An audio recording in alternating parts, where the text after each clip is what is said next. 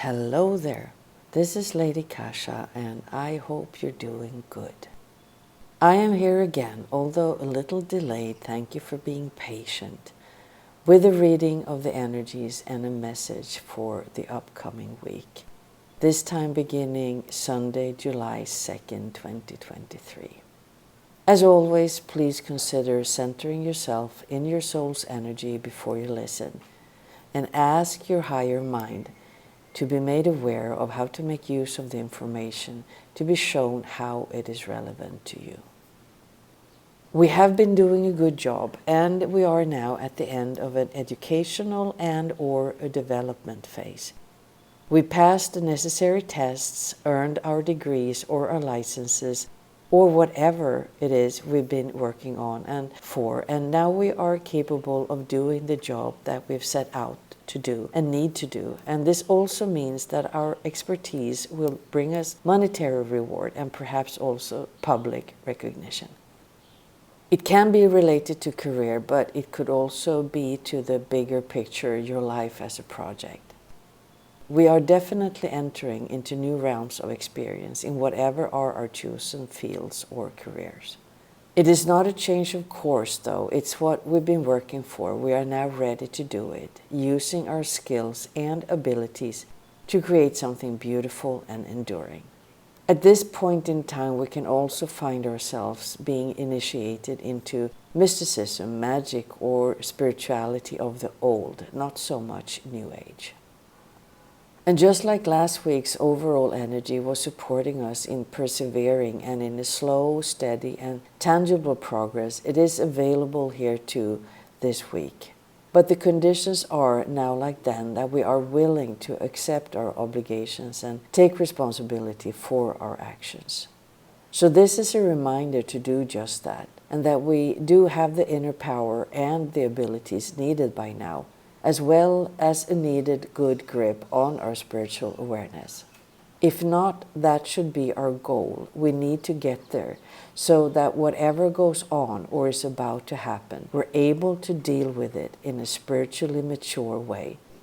Something is about to come down that potentially can shake us. It may be a physical event in our private little world or on a global scale. It can be internal, but whatever it is, it's going to create changes in our lives. It's most likely something unexpected, and it has the potential of sweeping our lives clean and getting rid of everything that does not work anymore.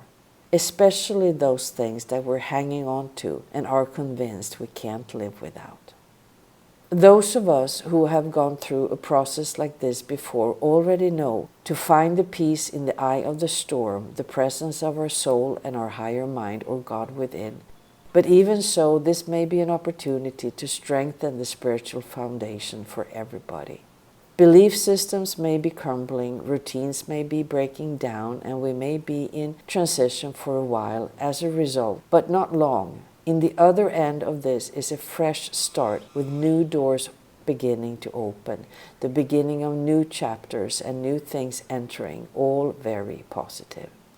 This could also be a light bulb moment for us, with some kind of sudden enlightenment in regards to something, with a shift in perspective, which by some also is the definition of a miracle, a shift in perception. Overall, there is a tendency to fall into fear and doubt and not trusting our higher selves and the divine, but instead moving into a reliance on our limited ego self, and that can be a real challenge. We live in a world that is mostly ruled by the ego, so it is not much support for another way of navigating life, not without having to work for it.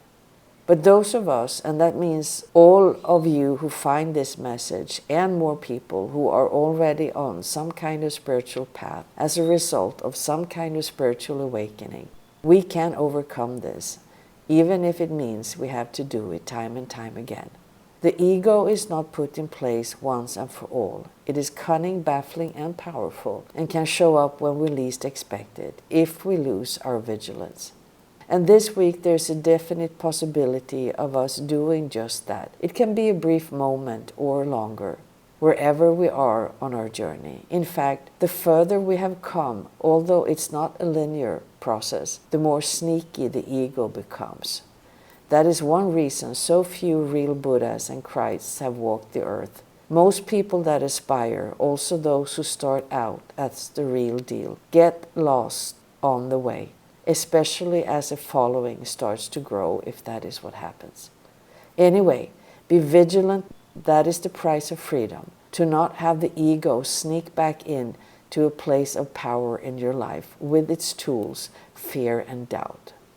If you cannot stay connected to your spiritual truth and self by your own or on your own, seek support. We can do this, but sometimes we need a little bit of help.